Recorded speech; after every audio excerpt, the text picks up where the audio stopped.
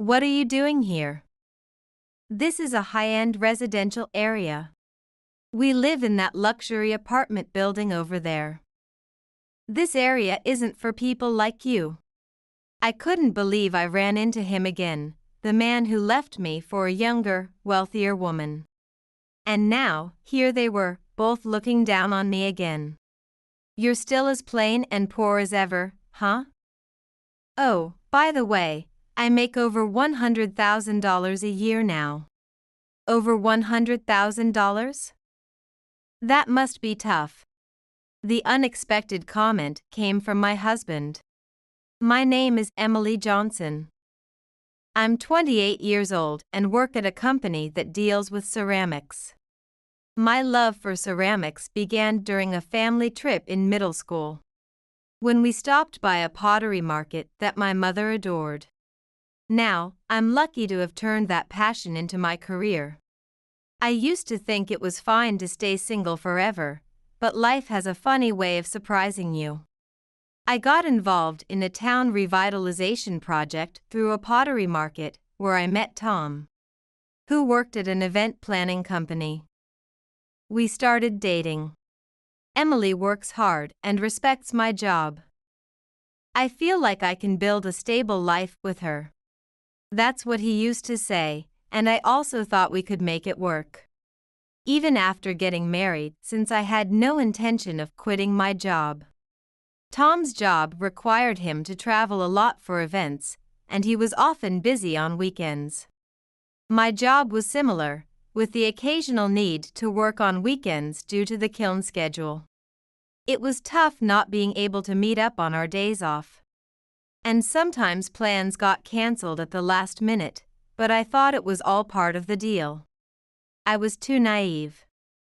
Tom started canceling plans more frequently, even skipping our wedding planning meetings. Unlike before, he stopped answering his phone. One day, after finishing a meeting, I was heading towards the station when I spotted Tom on the opposite sidewalk. Wow, what a coincidence! I thought we could have dinner together since I could head home early today. As soon as the light turned green, I rushed across the street to catch up with him. Tom. Finished with work? Want to grab dinner? Huh? Standing next to Tom was a tall, stunning woman. And they both turned to look at me at the same time. Her arm was tightly wrapped around his. Emily. What are you doing here? What a coincidence. I had a meeting nearby, just finished. Are you still working? Who's this? It didn't seem like a work situation at all, but I tried to stay calm. I knew Tom often worked with promotional models at events. Oh, this is Catherine, she's a model. Hello. She smiled brightly at me. Wow, she's gorgeous and has a great figure. Of course, she's a model. So, it must be work-related. I felt a bit relieved. Although, I wasn't thrilled about them linking arms, she hadn't let go at all. But maybe it's just normal for someone in her line of work? Hello. I'm Emily Johnson, Tom's fiancé. As I introduced myself, Tom suddenly looked as if he had bitten into something sour. And Catherine glanced between us before bursting into laughter. Wait, this is your fiancé? Oh my gosh, I can't believe we ran into each other, Tommy. Tommy? Come on, I told you to sort this out already. Might as well do it now. Nodding at her words, he turned to me. Emily, listen, I'm with Catherine now. What? I'm sorry, but I want to call off the engagement. I'm going to marry Catherine. What? Wait, what are you saying, Tom? I met Catherine at an outdoor festival event, and we just instantly felt like it was fate. Sorry. But it was Tommy who insisted he'd break up with his girlfriend for me. She said it so casually. So, thanks for everything up until now. Wait, Tom. At least let's have a proper talk. But there's really nothing left to talk about. What? My mind's already made up. Catherine is cute, has a great figure, and is honestly amazing. She's only 24 and comes from a wealthy family. Oh, Tommy, it's just because my dad is the CEO. Anyway, I'm going to marry Catherine and become part of her family. What? Are you quitting your job too? I thought you liked your job. Catherine asked me to. Plus, it'll be more profitable than my current job. Oh, and make sure to cancel the wedding venue. Don't worry, I'll cover the cancellation fees since it's my decision. Oh, Tommy, you're so responsible. I just can't wait to be with Catherine. You're so cool. I struggled to keep from collapsing. It was clear that no matter what I said, it wouldn't change anything. Tom was completely smitten, just like Catherine said. All right. I managed to force out the words. I can't cry, not here, not in front of these people. Well, see ya. Good luck with your ceramics work. What's that supposed to mean? The two of them walked off, arms linked, laughing together. 2 years have passed since I broke up with Tom. Now, at 30, I'm still fully dedicated to my work. Looking back, I don't miss him at all. In fact, I consider myself lucky that I didn't have to deal with his infidelity after marriage. Seeing my newly designed ceramics fresh out of the kiln gave me a boost of energy. And there was someone who had been watching over me, Robert Black. A craftsman I've worked with for years. I always thought his mind was entirely focused on pottery. So, when he asked me out and confessed his feelings on the third date, I was taken aback. I had always admired him as a craftsman, so I was genuinely happy. But with the trauma I had been through, I couldn't easily dive into another relationship. I decided to be completely honest with him. When I was engaged, I had announced it to everyone at the company and among the kiln workers. So he knew about the breakup too. He listened quietly, then gave me his usual gentle smile. That must have been really hard for you. Yes. When I heard you were getting married, I was really shocked. But I figured it was only natural for someone as wonderful as you to have a partner. And I blamed myself for not making a move sooner. What? I hadn't expected to hear that. When you told me that the engagement was off and forced a smile, I wanted to be there for you immediately, but I knew you needed time. So I focused on my work, hoping that creating beautiful pottery would help lift your spirits. You've been thinking of me for that long. And believe it or not, I'm actually quite popular. Huh? Maybe it's because my grandfather is wealthy. But I've had my fair share of attention from some very beautiful women. Yet, I never felt a spark. I'd much rather spend my time working with clay. I see. He wasn't bragging or joking, he said it all in a straightforward, serious tone. As I was thinking about how sincere he was, he looked directly at me. Emily, you're the first person I've ever wanted to make happy. I felt a mix of wanting to laugh and a warm feeling spreading through my heart. With him, I felt like everything would be okay. Before I knew it, I was saying, thank you. I'd be happy to be with you. A year later, Robert and I got married. Everyone at the company and the kiln celebrated our union. To continue working, we decided to live in 2 locations after getting married. One was his family's home near the kiln. I had heard his grandfather was wealthy. But I was shocked when I saw the grand estate they owned. We live in one corner of that estate. We often talk about how, in the future, I might leave my job to work with him at the kiln and live there permanently. The other place is a rented apartment in the city, close to my office. The apartment is still sparsely furnished. So today we decided to visit a nearby furniture store together. There, we had an unexpected encounter, not a pleasant one. While browsing the sofa section, a voice called out from behind us. "Hey, isn't that you, Emily, the plain girl?" Tom. More than 3 years had passed, but there was no forgetting my ex-fiancé, Tom. And standing next to him was his model wife, Catherine. I knew they had married after our breakup.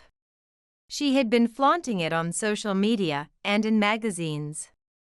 But Catherine looked different somehow, less attractive, with a harsher expression. I realized I hadn't seen her in the media lately either. Tom, too, was smirking, but his face lacked its former vigor. "This is a high-end residential area. What are you doing here? Oh, do you need a permit to shop in this upscale area? No way, you don't live around here, do you?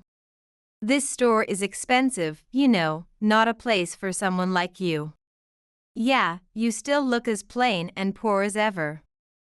Just like the color of that clay you love so much." I hadn't expected any apologies for the past, but their condescending attitude was exhausting. "Yeah, having someone as dull as you hanging around here will drag down the store's reputation. People might mistake us for poor folks. Did you come all the way here? By the way, we live in that famous luxury tower over there. On the 25th floor, no less." Their bragging, even though I hadn't asked, irritated me. But responding would have been a waste of time. I kept silent. My lack of response seemed to annoy Tom, who continued to pester me. "You still going on about how much you love pottery? With those shabby clothes. Oh, by the way, I'm making over $100,000 a year." He moved into my luxury apartment as my live-in husband. Just for me. Over $100,000? That must be tough. What? The sudden comment came from Robert, catching even me by surprise. We both spoke up at the same time, shocked by these obnoxious people.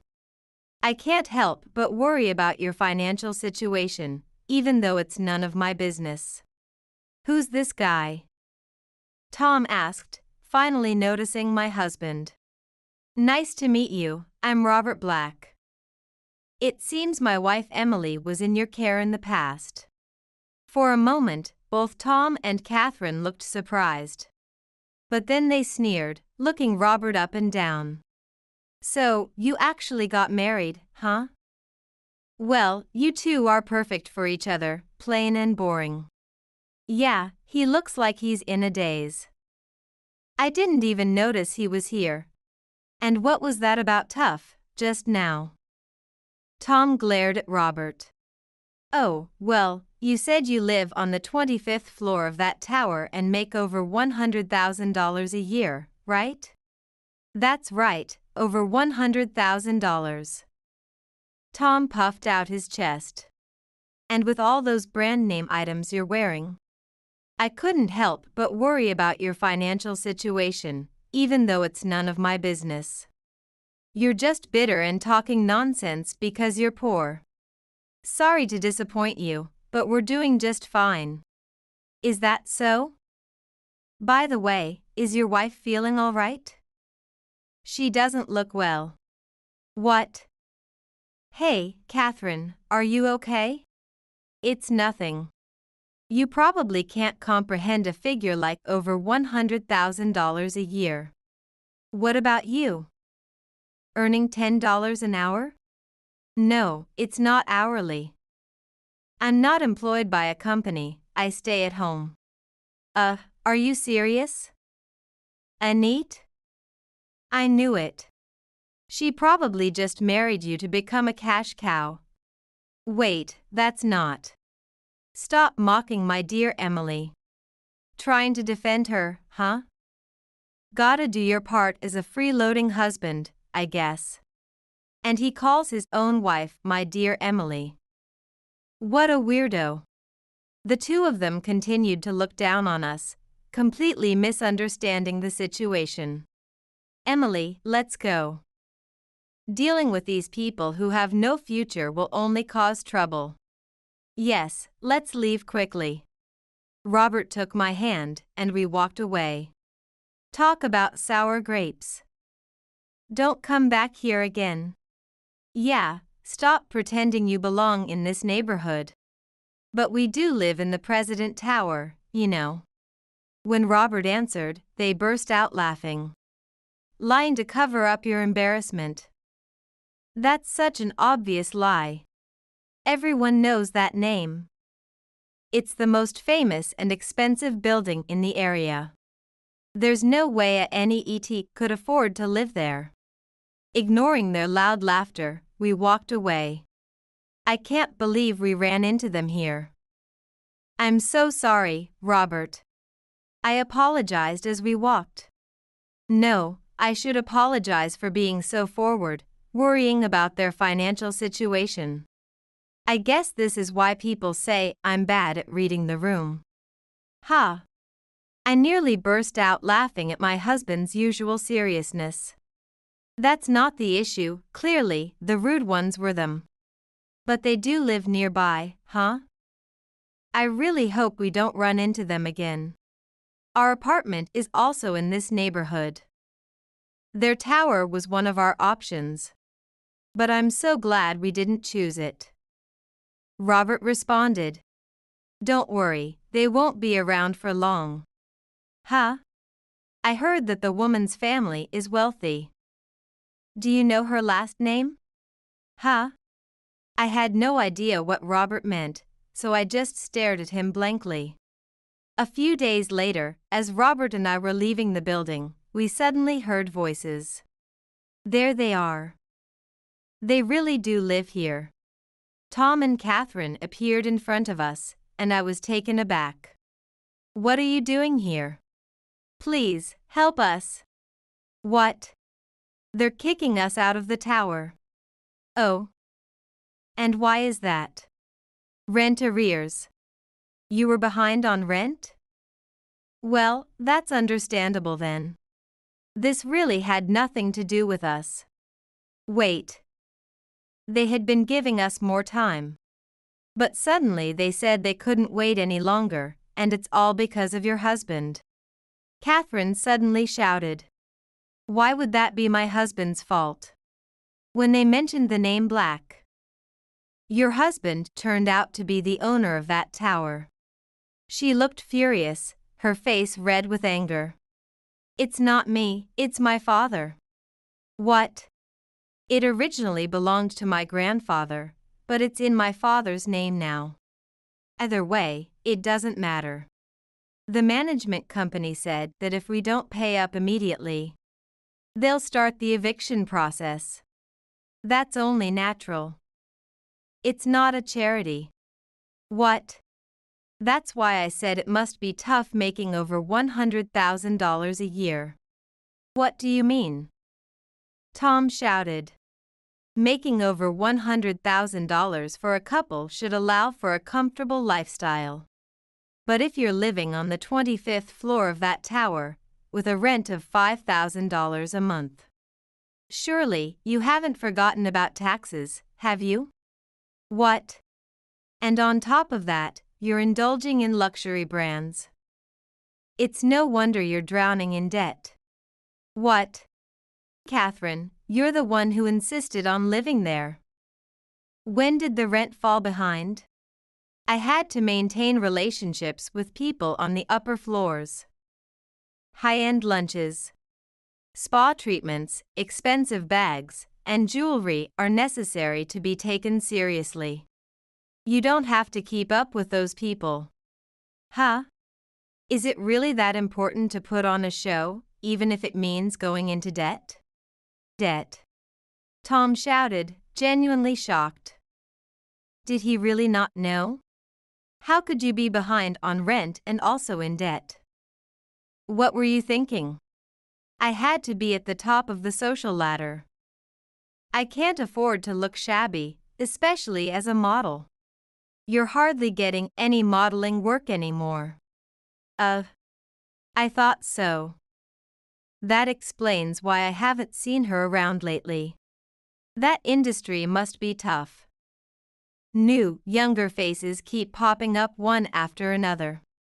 I murmured, and Catherine glared at me with a look of fury. Shut up, you plain girl. Damn it, what the hell, Catherine? You said you'd take care of the finances. And now you tell me you haven't even been paying the rent. But didn't you say her family is wealthy? You boasted about it, right? Why not just ask them for help? I offered a suggestion, albeit sarcastically, but with a hint of kindness. But Emily, her family's business has been struggling since last year. They don't have the extra money. What? That's probably why they couldn't pay the rent. They might have been relying on her family for support until now. Wait. How do you know about my dad's company? My grandfather is the chairman of the Black Corporation. What? The Black Corporation. A true, born wealthy individual. Tom muttered in a daze. My family used to do business with your father's company. But we don't have any dealings with them now. Robert continued calmly. My grandfather owns many properties, both in the U.S. and abroad. Then why didn't you say that the last time we met? It's not something I would bring up on my own. It would be improper. What? Are you trying to insult me? That wasn't my intention, but perhaps it ended up that way. This is so infuriating. I'm really sorry. Don't apologize with that tone. This was like a comedy sketch. As their argument gained rhythm, I was about to laugh when Catherine snapped at us. But it's not your money, is it? You're just leeching off your grandfather's wealth, just like I thought. I decided to set the record straight. Robert is a renowned potter. What? These days, customers are willing to wait months for his pieces. At the same time, he works with the kiln to produce more affordable items so that more people can enjoy his work. They sell out online every time. Wah! My husband has never relied on his grandfather's money. Don't compare him to yourself. My grandfather always says he's there to help if we ever need it, though.